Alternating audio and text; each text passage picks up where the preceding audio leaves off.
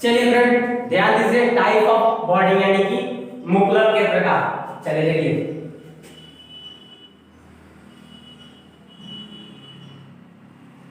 Body body यानी कि मुकुलन दो प्रकार के होते हैं फ्रेंड। चलिए दोनों प्रकार क्या क्या है देखिए।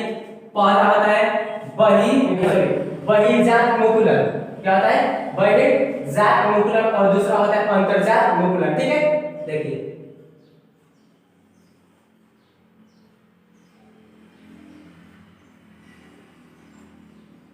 हो गया फ्रेंड। चलिए देखिए,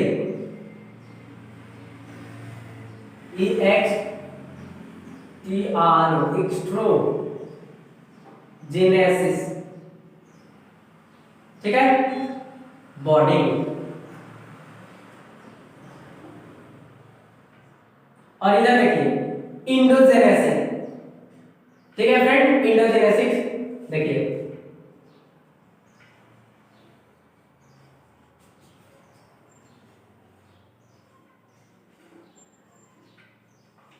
बॉडी, ठीक है।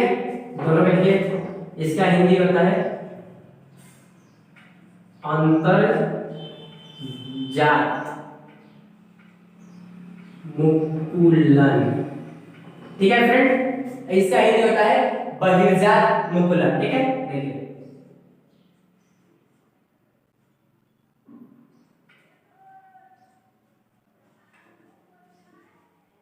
बहिर्जात मुकुलन, ठीक है फ्रेंड। चलिए आगे देखते हैं और समझते हैं। इसका एग्जांपल हो जाएगा, देखिए इसका एग्जांपल हो जाएगा ईस्ट और हाइड्रा, ठीक है। और बहिर्जात मुकुलन का एग्जांपल हो जाएगा एस्पॉन्जिला या एस्पॉन्ज। उसी पिछले वाले वीडियो में एस्पॉन्ज क्या है इसके बारे में तो आप लोगों को बता चुका हूं। चलिए देखिए इसका एग्जांपल देखिए, एस्पॉन्जिला या स्पॉन्ज, ठीक है फ्रेंड। चलिए आगे देखिए, इसको हम लोग देखते हैं और समझते हैं। चलिए एक्सट्रोजेनेसिस बॉडी या क्या है? EXTROGENOUS, एक्सट्रोजेनेसिस बॉडी यानी कि बहिर्जात मुकुलन। इसका परिभाषा देखिए, देखिए जब किसी जीव के शरीर में बड बनता है, उस बड जब किसी जीव के शरीर में बड बाहर बनता है उसे बॉडी कहते हैं, ठीक है फ्रेंड। चलिए देखिए, जब किसी जीव के शरीर के बाहर बड़े यानी कि या कली बनते हैं उसे बहिर्जात मुकुलन कहते हैं। जात मुकुलन कहते हैं, ठीक है फ्रेंड। बहिर्जात मुकुलन हो गया। देखिए इसका एग्जांपल देख लीजिए फ्रेंड। एग्जांपल यहीं पे मैं लिखवाया हूं, यही हो जाएगा ईस्ट हाइड्रा, ठीक है फ्रेंड। चलिए इतना तक तो आप लोग समझ लिए। चलिए आगे देखते हैं और समझते हैं, ठीक है। चलिए फ्रेंड ध्यान दीजिए और समझिए। चलिए देखिए एस्पॉन्जिला, क्या लिखे हैं फ्रेंड? एस्पॉन्जिला, ठीक है। में जब बर्ड, क्या एस्पॉन्जिला में जब बर्ड शरीर के अंदर बनता है तो उसे क्या बोलते हैं उसको, जिम्यूलस। जब एस्पॉन्जिला में जब स्पॉन्जिला में जब ब्लड शरीर के अंदर निकलता है उसे हम जेम्यूल्स कहते हैं। ठीक है फ्रेंड, चलिए देखिए स्पॉन्जिला में जब ब्लड शरीर के अंदर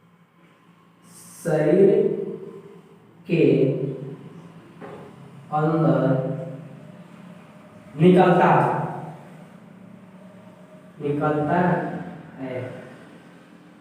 उसे जेम्यूल्स, तो उसे जेम्यूल्स कहते हैं, तो उसे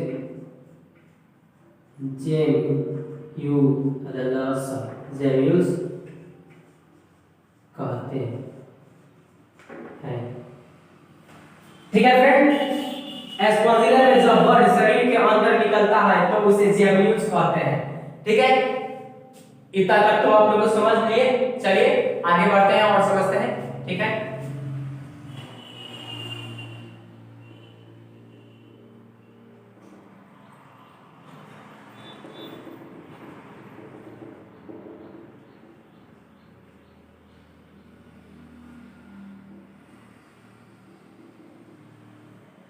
इतना तक ठीक है फ्रेंड। चलिए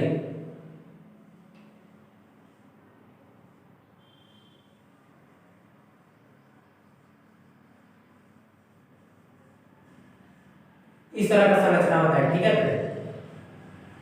देखते हैं ऐसे ही बनी रहती है, जैसे लग रहा है कि मकान अपना जाल बनाया हुआ है, लग रहा है कि नहीं फ्रेंड? ऐसे ही इसका संरचना होता है। चलिए देखिए, ठीक है, देखिए इसको हम बोलते हैं आंतरिक आवरण। ठीक है, यह आंतरिक आवरण हो गया। ठीक है, अब देखिए इसको हम बाह्य आवरण। ठीक है, अब देखिए इसको हम बोलते हैं कंटिकाय।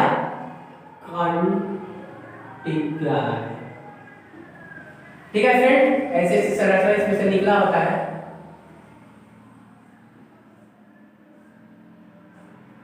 ठीक है, ऐसे ही संरचना निकला होता है। ठीक है, यह जेम्यूल्स की संरचना है। ठीक है फ्रेंड, चलिए आगे बढ़ते हैं और समझते हैं। अपना टॉपिक हम लोग का है, देखिए अब देखेंगे हम लोग क्या बोलते हैं बाइनरी फिजन और मल्टीपल फिजन में अंतर, यानी कि चलिए देखिए बाइनरी फिजन और मल्टीपल फिजन में अंतर। ठीक है, चलिए देखिए बाइनरी फिजन और मल्टीपल फिजन में अंतर।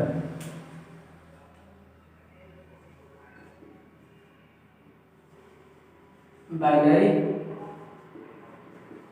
फिजन और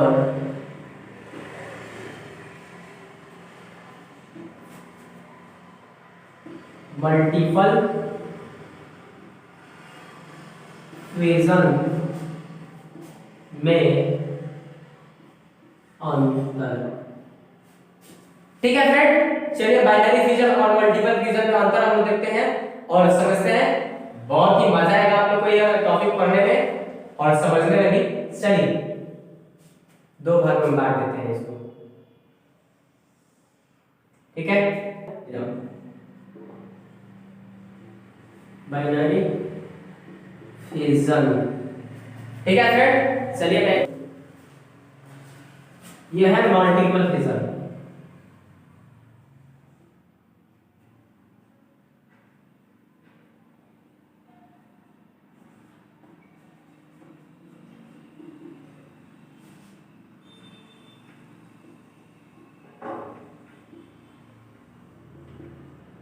ठीक है, चलिए पहला अंतर देखते हैं फ्रेंड, बहुत ही महत्वपूर्ण टॉपिक है ये।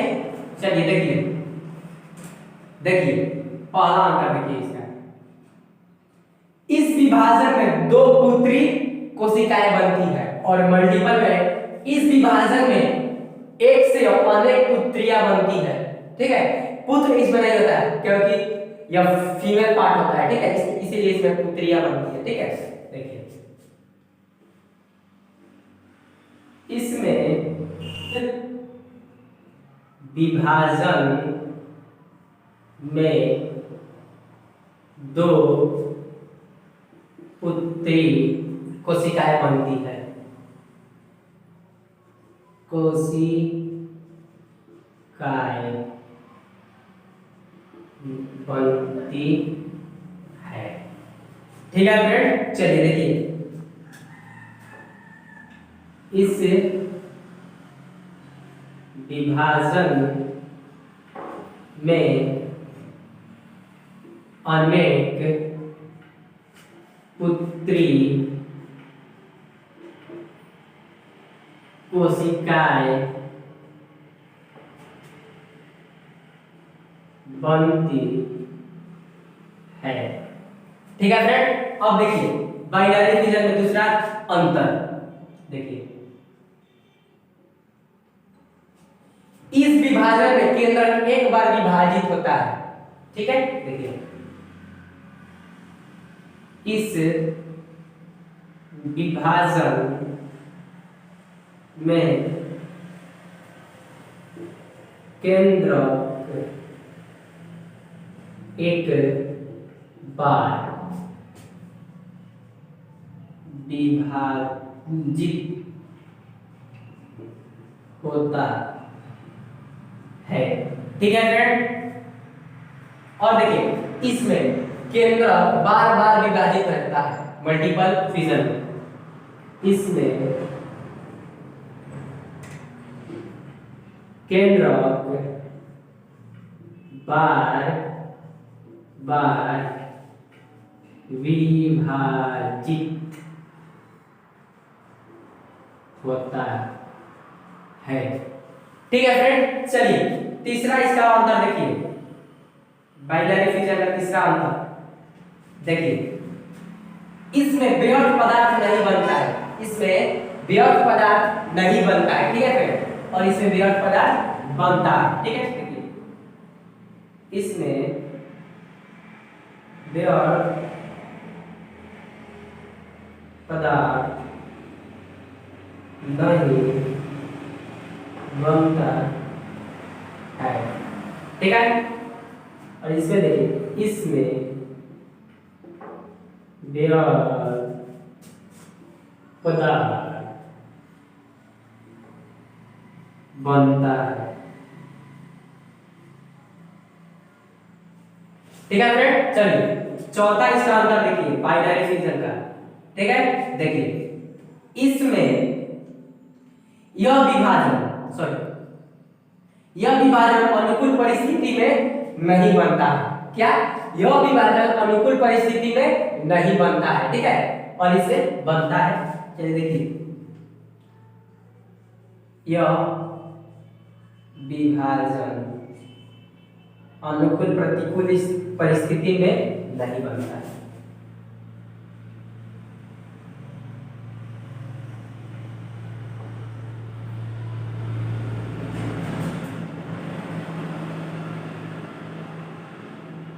पारिस्थितिक, ठीक है,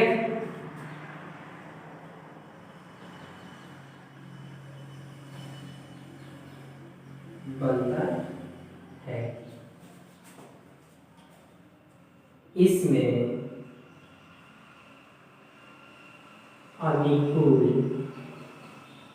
अनुकूल पारिस्थितिक या प्रतिकूल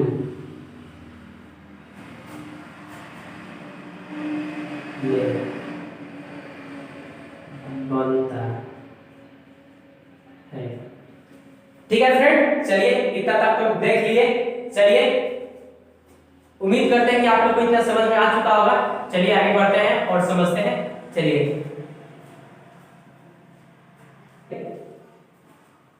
ध्यान दीजिए, रीजनरेशन फ्रेंड क्या है? रीजनरेशन यानी कि पुनर्जनन। चलिए इसके बारे में हम लोग देखते हैं और समझते हैं। चलिए देखिए,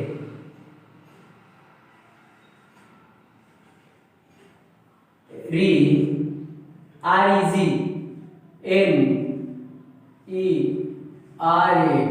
REGNERATION, TION रीजनरेशन यानी कि पुनर्जनन, पुनर्जनन। ठीक है फ्रेंड, चलिए ध्यान दीजिए आखिर रीजनरेशन क्या है। ठीक है, देखिए अलैंगिक जनन की वह प्रक्रिया, क्या अलैंगिक जनन की वह प्रक्रिया, ठीक है, जिसमें किसी जीव के शरीर किसी कारणवश अलग अलग भागों में बंट जाता है, उसे ही हम रीजनरेशन कहते हैं या पुनर्जनन कहते हैं। ठीक है, चलिए ध्यान दीजिए और समझिए। अलैंगिक जनन की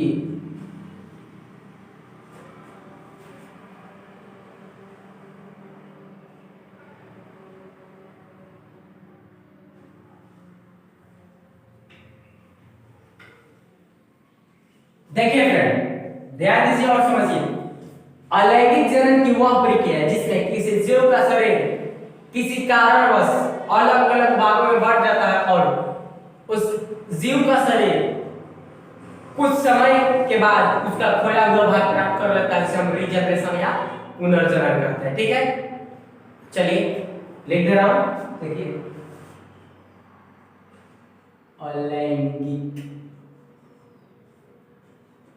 जनन की वह प्रक्रिया जिसमें किसी जीव का शरीर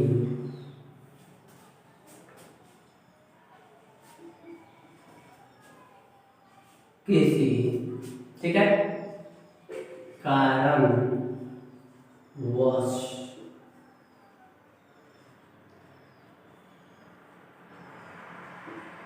छोटे छोटे टुकड़ों में बंट जाता है और ठीक है, देखिए और प्रत्येक टुकड़ा अपना खोया हुआ भाग प्राप्त कर लेता है। रीजनरेशन या पुनर्जनन कहते हैं। पुनर्जनन ही लिख दे रहा हूं, पुनर्जनन कहते हैं। ठीक है फ्रेंड, चलिए उसका फोटो देखते हैं कैसे ये रीजनरेशन होता है, यानी कि पुनर्जनन कैसे होता है, इसको हम लोग देखते हैं और समझते हैं। चलिए देखिए रीजनरेशन कैसे होता है। देखिए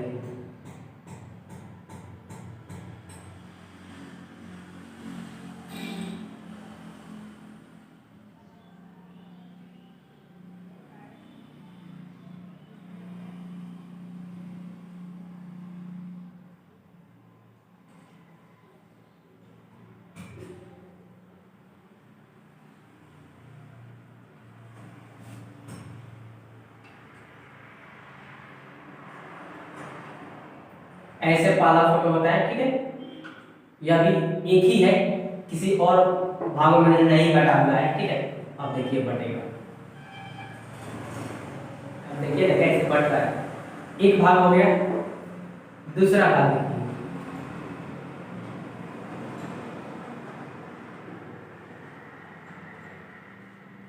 पहला भाग है, अब देखिए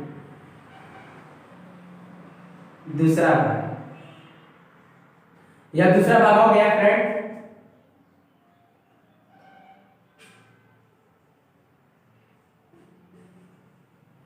तीसरा भाग हो गया। ठीक है फ्रेंड, चलिए देखिए, ठीक है, ये हो गया, ये हो गया, तीन हो गया। अब यह तीन भाग को ठीक से अच्छे तरीके से मैं बनाऊंगा इस तीनों का संरचना। देखिए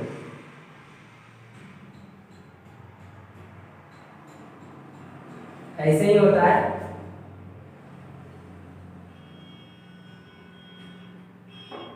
पहला वर्ड, दूसरा देखिए फ्रेंड,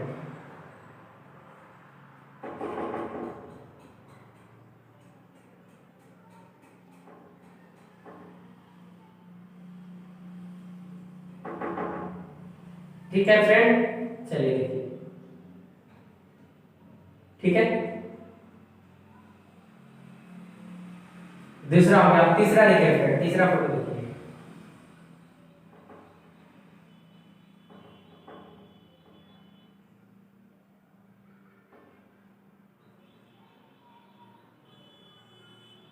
इतना तक हो गया फ्रेंड, ठीक है।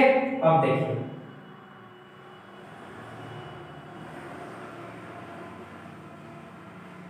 देखिए फ्रेंड, ऐसे ही ये अलग अलग भागों में बढ़ जाता है। ऐसे ही सब पुनर्जनन होता है, ठीक है फ्रेंड। देखिए ऐसे ही होता है, एक भाग से तीन भागों में बढ़ेगा। पहला उसका शीर्ष भाग, उसके बाद उसके बीच वाला भाग यानी कि आधा साइड, उसके बाद पूछ वाला यानी कि टेल, नीचे वाला भाग। ऐसे ही संरचना होता है, ठीक है।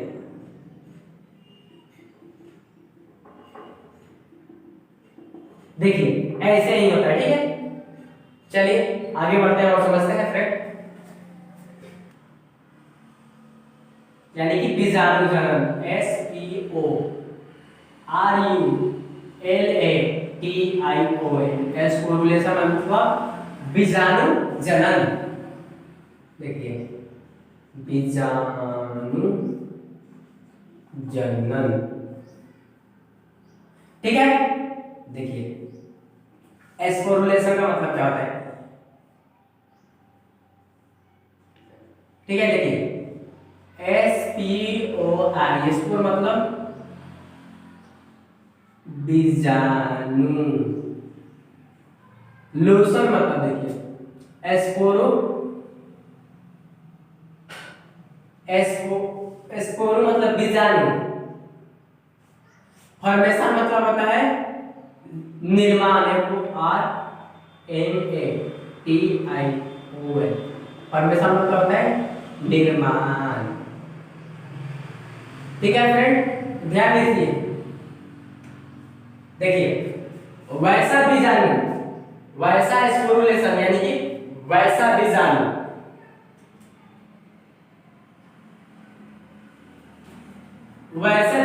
वैसा बीजाणु जिसमें स्पोरू और लोशन, बीजाणु वैसा अलैंगिक जनन की वह प्रक्रिया जिसमें बीजाणु का निर्माण होता है, उसे हम स्पोरुलेशन कहते हैं, ठीक है। देखिए यहाँ पर मैं लिख दे रहा हूं, यहाँ पे लिख रहा हूं। चौथा है अलैंगिक जनन की वह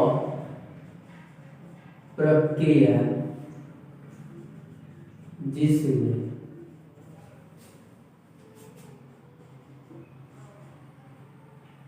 बीजाणु का निर्माण होता है, उसे बीजाणु जनन या स्पोरुलेशन कहते हैं, ठीक है फ्रेंड। चलिए अगला टॉपिक देखते हैं, इसमें कुछ और बचा हुआ है उसको देख लीजिए। देखिए थोड़ा सा एक कोशिकीय जीव, देखिए एक कोशिकीय, यह भी परिभाषा समझ जाएगा। एक कोशिकीय जीव में बीजाणु का निर्माण करना ही स्पोरुलेशन कहलाता है, उसको भी लिख दे रहा हूं। एक कोशिकीय जीवों में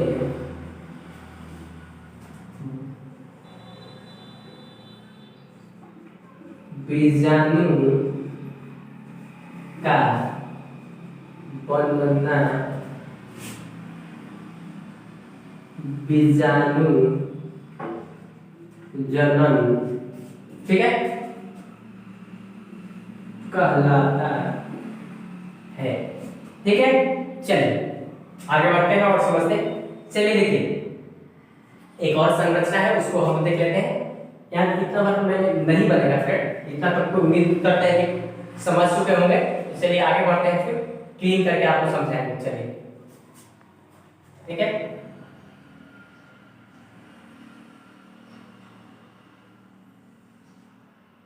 ऐसे ही संरचना होता है।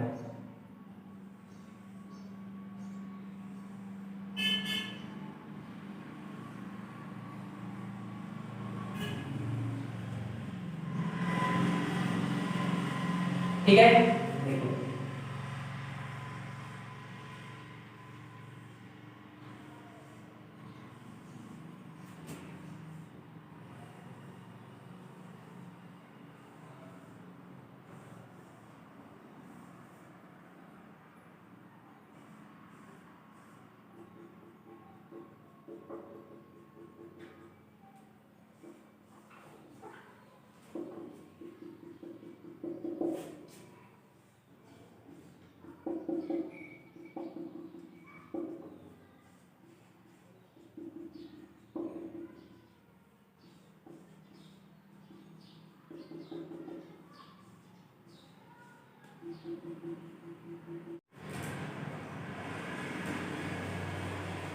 देखिए फ्रेंड, ऐसे ही बीजाणु जनन का संरचना होता है। ठीक है, उम्मीद करते हैं कि आप लोगों को समझ में आ चुका होगा।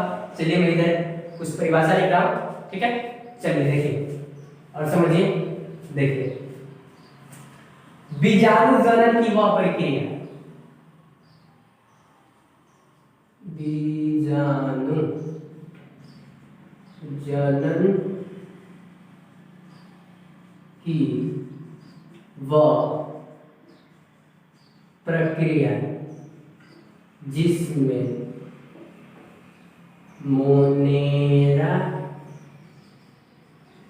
प्रोटिस्टा, क्या मोनेरा प्रोटिस्टा और शैवाल में होता है।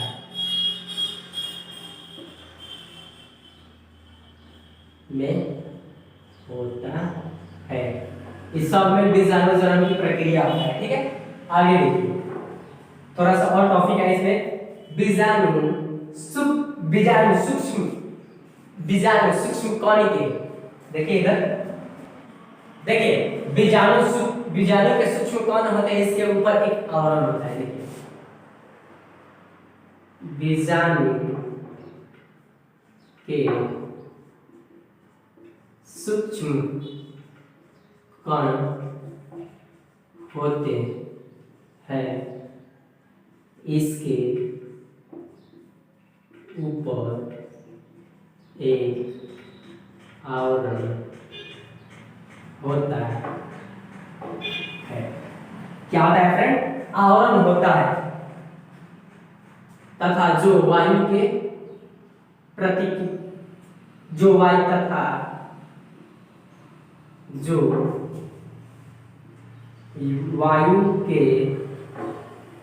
द्वारा प्रकीर्णित होता है। बीजाणु जनन कहलाता है, उसी के पार्ट्स हैं ये सब। उम्मीद करते हैं कि आप लोग को इतना समझ में आ चुका होगा फ्रेंड। चलिए फ्रेंड ध्यान दीजिए, गति के आधार पर बीजाणु जनन के प्रकार। ठीक है फ्रेंड, तो गति के आधार पर बीजाणु जनन के दो प्रकार होते हैं फ्रेंड। ठीक है, मल्टीपल फिजन और नॉन मल्टीपल, यानी कि चल बीजाणु और अचल बीजाणु। ठीक है, चलिए देखिए मल्टीपल और इसका नाम है चल बीजाणु या गति करने वाला बीजाणु। देखिए इसको बोलते हैं नॉन मोटर,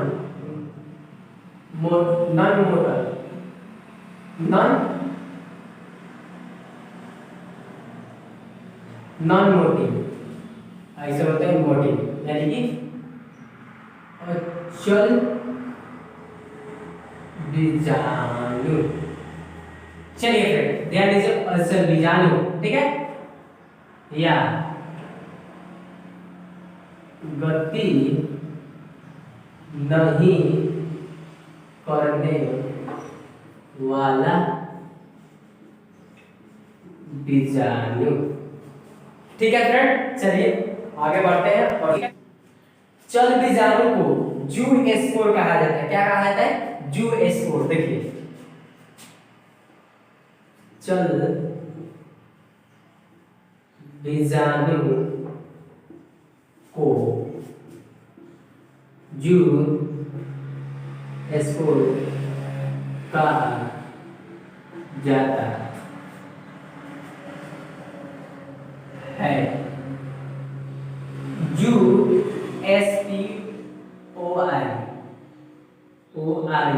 जूस्पोर शैवाल में देखने को मिलता है। क्या फ्रेंड?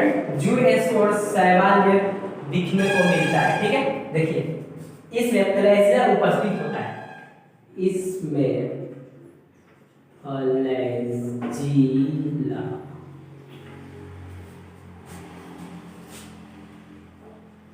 उपस्थित, फ्लैजिला उपस्थित रहता है। ठीक है, जिनकी सहायता से यह गति करते हैं, जिनकी सहायता से गति करता है उसे हम मोटिल यानी कि चल बीजाणु कहते हैं। इसका एग्जांपल देख लीजिए, क्लेमाइडोमोनास, माइडोमोनास। ठीक है, पहला एग्जांपल। दूसरा एग्जांपल देखिए, यूलोथ्रिक्स, यूलोथ्रिक्स। तीसरा देखिए एग्जांपल, वाउचेरिया, वाउचेरिया, बुचेरिया नहीं फ्रेंड, वाउचेरिया। ठीक है, उम्मीद करते हैं कि इतना आप लोग को समझ में आ चुका होगा फ्रेंड। चलिए फ्रेंड, तो वीडियो अच्छा लगे तो चैनल को लाइक, कमेंट, शेयर, सब्सक्राइब जरूर कीजिएगा। Thank you, that's all, bye bye.